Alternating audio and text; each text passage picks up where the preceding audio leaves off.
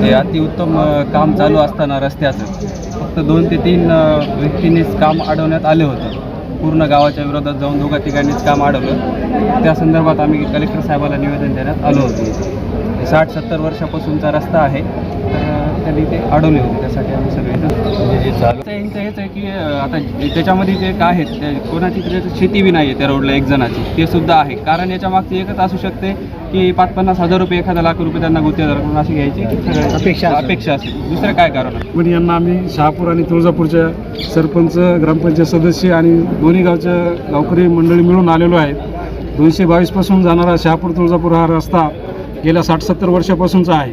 परंतु परभणीतल्या 1-2 शेतकऱ्यांना इथून परभणीच्या लोकांनी तो इथं शेत घेतलेला आहे ना, तो 70 वर्षाचा रस्ता त्यांनी आज अडवण्यात आलेला आहे. फक्त 2-3 दोन्ही गावातल्या शेतकरी जवळपास 250-300 शेतकरी आहेत. फक्त 2 ते 3 शेतकऱ्यांनी हा रस्ता अडवलेला आहे. आज त्या संदर्भात आम्ही कलेक्टर साहेबाला, तहसीलदार साहेबाला निवेदन दिलेलं आहे आणि कलेक्टर साहेबांना एवढं सांगितलं की याच्यावर तात्काळ उद्याच्याला आम्ही तोडगा काढू आणि अडवलेला रस्ता आम्ही सोडवण्यात आला. जर हा रस्ता संबंधित प्रशासनानं जर तात्काळ याच्यावर तोडगा जर काढला तर ठीक आहे, अन्यथा आम्ही दोन्ही गावचे नागरिक मिळून आम्ही जिल्हाधिकारी कार्यालयासमोर उपोषण धरणार आहे.